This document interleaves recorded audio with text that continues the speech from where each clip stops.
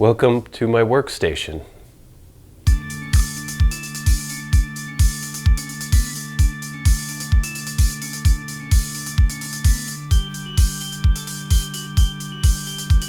A while back, I had mentioned that I had gotten a new desk and put together a new workstation for video editing, recording gameplay videos, all the good stuff that I do here in my apartment when I'm making Stuff and Things videos and videos for the Stuff and Things Plays channel. And some of you expressed interest in seeing the new setup. So I've got it all right here, and I guess I'll talk you through some of the things that I'm using here. I don't remember every single component that I have, things in my computer. I built my computer several years ago. It's kind of at the end of its lifespan. But the new desk, the Hutch I built, maybe the monitor setup, I can go through that. This isn't all top of the line stuff. It's not like when you see a famous Twitch streamer, they talk about their setup, they talk about their machine, the monitors they're using. It's all top of the line crap that got usually sent to them for free by sponsors. I don't have things coming to me for free, so I have to kind of use my own money, budget how I can. So some of it's good, some of it's not great, some of it's just me making do, but I'll show you what I've got and hopefully you will find this interesting. First up, the desk. This was the main component of my upgrade. Before, I had a really crappy desk that I purchased from Target. It was fairly large and had a really big hutch over the top where I could put one monitor. I couldn't fit two though, and that was kind of the main reason why I wanted to upgrade.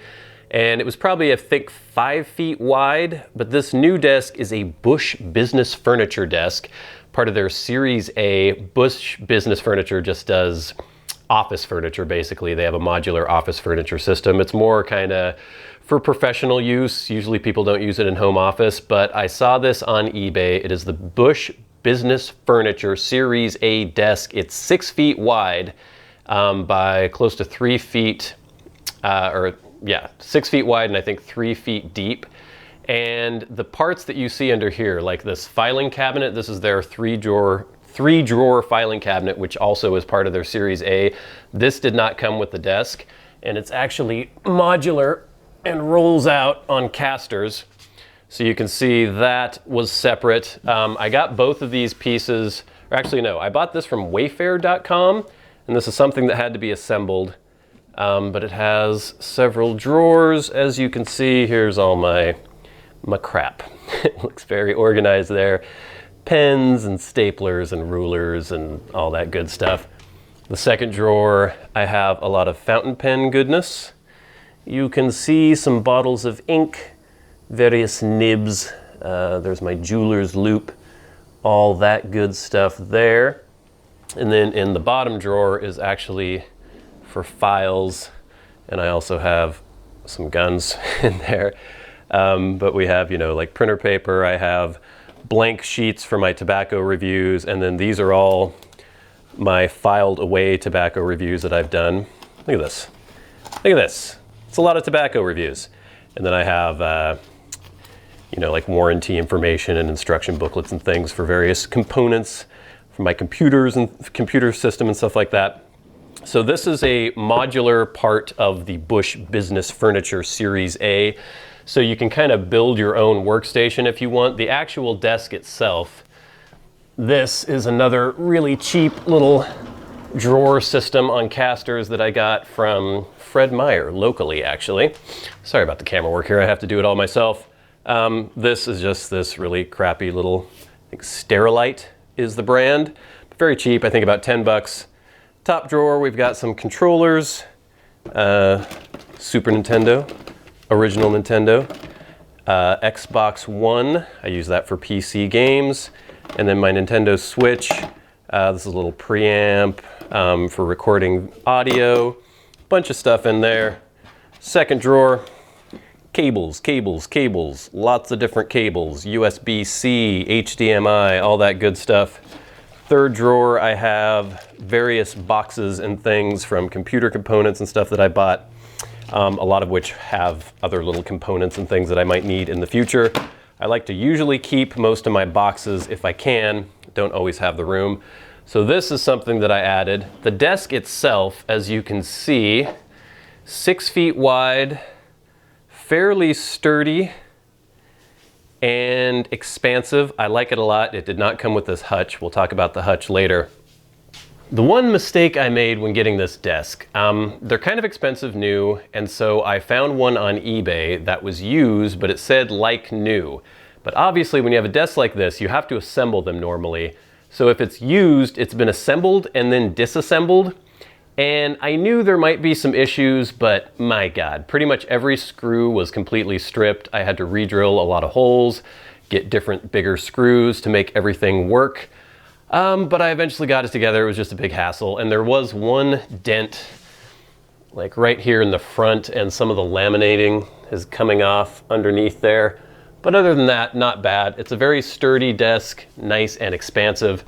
The other thing I really like about this desk is it has this cable management. Uh-oh, my crap's falling down here. I had this here stuck to this. Ugh. So I have a power strip. You can see there's a hole here on the side. I've got my power strips coming out. They go into this tray. I have them double-sided Velcroed there, but that was obviously coming undone. All my things plugged in on either side. This one's starting to pop off too. Maybe I need new double-sided Velcro. That's kind of annoying. But then you have this cable management system where you can string all your cables, and then there are holes on either end of the desk. I know it looks like a mess, but it is pretty organized. I know pretty much where everything is plugged in. And if I have to unplug something and move something, I can. Here's my actual computer. I built this several years ago, so the processor in here is, I think, 2 generations behind now for Intel processors, so that's kind of my bottleneck. But I just put in a brand new GTX 1080. It was an Asus Republic of Gamers Strix. So a nice graphics card. It's got 32 gigs of RAM, but that's DDR3. So kind of old school. So that's where my bottleneck is, my processor. But other than that, pretty good solid state drive. And I really like this case. It's an ATX Tower. I think Cooler Master built it. It's water cooled inside, Corsair water cooler, lots of storage, still works pretty well. And this case is really good. It's very quiet. It's all insulated. You can see you've got this foam insulation on all the surfaces inside. Really good heat management. I like it. Now the Hutch. I actually built this by hand. I just took an afternoon. I grabbed some very cheap materials from a Home Depot here locally and slapped this together. I did not paint it. I did not sand it. Well, I sanded a little bit. I didn't really fill the seams or sand those down and paint over it. I just wanted to slap it together really quickly because I was kind of in a hurry. I probably could have taken more time. You can see here it's just this kind of, it's like particle board with a laminate over top. And then even if you tape the edges and cut them and saw cut them, you're still gonna get some roughing up on all the edges. I don't know if you can see in there how the edges are kind of rough, but I could, if I wished, go back and maybe putty those and sand them out and make it a little nicer. I was gonna paint the whole thing, but then I actually kind of like the white. But again, you can see there's kind of some rough edges here, but it's all just screwed together. It's pretty damn sturdy, pretty damn heavy actually. But this was completely essential to me because I wanted to keep everything off the surface of the desk for the most part. All I have on the surface, you can see my little cable management sections on either end. There's another one behind there. And then I just have little mini speakers. I have my keyboard, which we'll get to a little bit later, my giant mouse pad, then a couple other components. And then I wanted my monitors to be up off the surface of the desk. So I built this up at the exact right level to fit my speakers underneath and my monitor and all that, or not my monitor, my keyboard. And then I have this up here. So the whole desk is about 6 feet wide, this surface. And then this is, I believe, 58 inches from inside to inside over there. So 57 inch or 58 inch shelf here with 2 monitors. And then exactly the height for this other monitor here, which is 1920 by 1200 resolution, 60 hertz. So this is not my gaming monitor, but I built this Hutch to fit it exactly. And then we have another shelf which I built to fit these monitor speakers. These are for actually recording. I would use these when I record in Pro Tools, doing actual music, stuff like that. So this is custom made to fit these components. In the middle, I have room for all my various sundries. Got some Japanese textbooks, some art notebooks. These books are for handwriting, the Spencerian method. Got some other journals and notebooks, some that haven't been filled yet. My good old Midori. Got some pens and such in here. We've got a little tray there that has just various bits of leather goodness. Fountain pen sleeve there. Here's some of the wallets that I've had on my show or on the channel for review. Some CD-ROMs, DVD-ROMs, various Nintendo DS and 3DS games, a few computer games, and then some Amiibo there. Good stuff like that. Up here, we just have some other sundries, some art books, bigger notebooks that can't fit in my shelf. That's a condenser microphone, a Fallout bobblehead. This light stays up on top of there all the time. I use that when I'm recording gameplay, doing chroma key with a face cam. There is a printer and my modem and my router. Some other important things on this middle shelf which houses my monitors. Here is a Shure, how do I describe this exactly? Well, first, this is actually a Cloud 9. I guess it's a pre kind of, so I have my Shure SM7B microphone, which is a really nice microphone, kind of broadcast standard, and that's on a Rode reticulating arm here. So I can pull this down, put it in front like that when I'm recording gameplay. Just mounts to the side of the desk. That's quite nice. And then that goes into a Cloud 9 and then into a Shure interface, which just plugs into USB. So you can do XLR mics directly into your computer, and you have all the power you need through this Cloud 9. Quite nice, works quite well. Like I said, this is one Asus monitor with a 1920 by 1200 resolution. And then my primary monitor for gaming is this baby right here, which has decided to go to sleep. That is an Asus, I have it written down somewhere. An Asus VG248QE 24-inch LED HD monitor. That is at 1 millisecond response time and 144 hertz. So you can get 144 frames per second when you are gaming, which is quite nice. And the bonus of having a multi-monitor setup like this, if I'm doing recording of gameplay and I have OBS on this monitor, which is a open broadcasting studio, or open broadcaster studio, which you use to record gameplay. You can do streaming and everything through that. Most people use it. I can record gameplay at 144 hertz on this monitor, but then since I have this monitor at 60 hertz, it doesn't screw up my settings because I'm recording at 60 frames. But if I were recording everything using this monitor, if I had OBS running in the background, it would make everything really choppy. So you have to have the 60 hertz monitor to record OBS onto. At least that's been my experience. It works better. Have an HD webcam there for my face cam when I'm doing gameplay recording. I placed these rigid door stops. I just screwed them into the side here so I could hang my headphones. This is what I use for gaming. This is my Turtle Beach Elite Pro PC edition. Has sort of an amp in line and kind of virtual surround sound. And then these are my Sony studio monitors that I use for everything else. Little basket here that has some tools, things that I need a lot. Screwdrivers, flashlight, pliers. There's like a little iPhone repair kit, which is kind of useless now because iPhones are pretty much, can't really take them apart anymore with the iPhone 10. Oh, this is a little Alesis drum machine, which I use occasionally. Another very cool thing that I have going here now, you can see my Nintendo Switch is plugged in, and basically what I have is, I have this monitor is connected to my computer by DisplayPort, and I also have an HDMI input. So from that HDMI input, I have a Elgato HD60S game capture card.